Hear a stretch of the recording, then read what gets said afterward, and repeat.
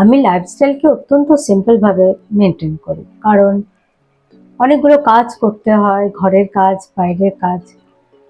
Simple না থাকলে আমি অনেকগুলো কাজ একসাথে করতে পারবো না। আমি জীবনকে একদম কমপ্লিকেটেড তৈরি করি না, যেমন আমি তাই। আমার রান্নাও তাই, খুব সিম্পল মশলা, খুব স্বল্প উপকরণ। কারণ রান্না হচ্ছে এমন জিনিস যেটা আমার শরীরকে ঠিক রাখে, শরীরের সবকিছু ঠিক রাখে, আমাদের হজম শক্তি থেকে শুরু করে এভরিথিং।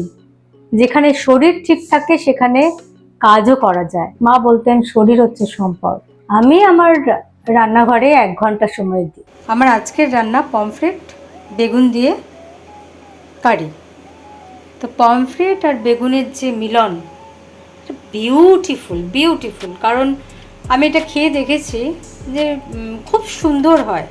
আর আমার না যে কোনো একটা জিনিস দিয়ে আরেকটু কিছু দিয়ে মেল বন্ধন করে রান্না করতে ভীষণ ভালো লাগে। তাই আমি নিলাম পমফ্রেট, এটাকে ম্যারিনেট করব অবশ্যই আদা রসুন দিয়ে। বেগুন আছে, একে আমি পরে দেব, দেখবেন রান্নাটা। আছে পেঁয়াজ বাটা, একটু কাজু কিশমিশ, ফোড়ন, সর্ষের তেল আর মশলা। তাহলে চলুন রান্নাটা করে নিই। পমফ্রেট মাছটি আমি আদা রসুন পেস্ট দিয়ে ভালো করে মেখে নেব। আমার আদা রসুন বাটাও দিই, পেস্টও দিই, যখন যেরকম। সব কিছু নির্ভর করে আমি সময় কতটা দিতে পারছি, কারণ আমাকে আবার স্টুডিওতে বেরোতে হবে।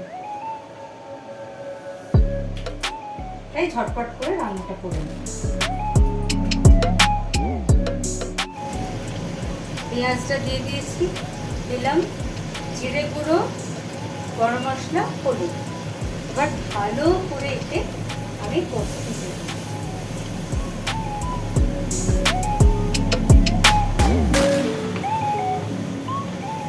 এরপর দিয়ে দেবো আমি নুন।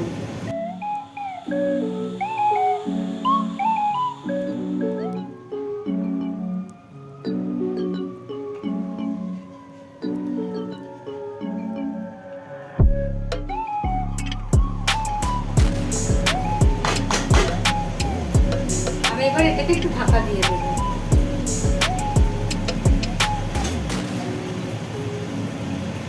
রান্নাটি কষে গেলে তারপর আমার আসছি।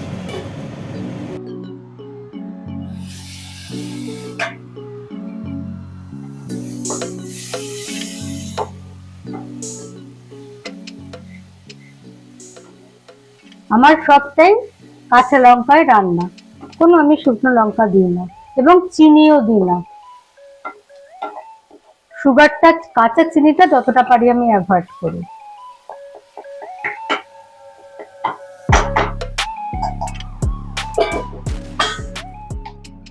পেঁয়াজ কষার মধ্যে দিয়েছি একটু টমেটো কেচাপ দিয়ে দিলাম। এরপর দিয়ে দেবো আমি বেগুন।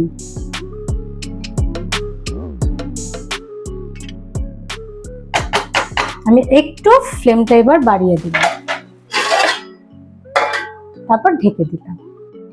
রান্নাটা হতে হতে একটু কথা বলে নিই। আমি আজকে বেগুন দিয়েছি, আমার বেগুন ভীষণ প্রিয়। বেগুনে আছে ভিটামিন এ, সি, ই এবং কে, যেটা হজম শক্তি বাড়ায় এবং বেগুনে প্রচুর পরিমাণে ফাইবার থাকে, কোষ্ঠকাঠিন্য থেকে দূর করে এবং সুগার নিয়ন্ত্রণে বেগুনটা খুব কার্যকরী। তাই আমি এর মধ্যে একটু পুষ্টিগুণ বজায় রাখলাম। বেগুনও খাওয়া হলো, পমফ্রেটও খাওয়া হলো।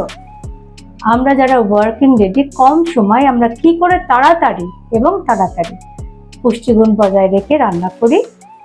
আমার রূপকথার রান্নাঘরে আমার এটাই আজকের মেসেজ। আপনারা বলবেন কেমন লাগলো, আরো কি দিতে পারি, আরো কি ভাবে হতে পারে, এবং আমি দিয়েই থাকি। আপনারা দেখবেন, করে খাবেন, ভালো লাগবে। তো চলুন আজকে রূপকথার রান্নাঘরে এখানেই শেষ করছি। নমস্কার। না, যাবেন না, দাঁড়ান, রান্নাগুলো কেমন হলো দেখুন।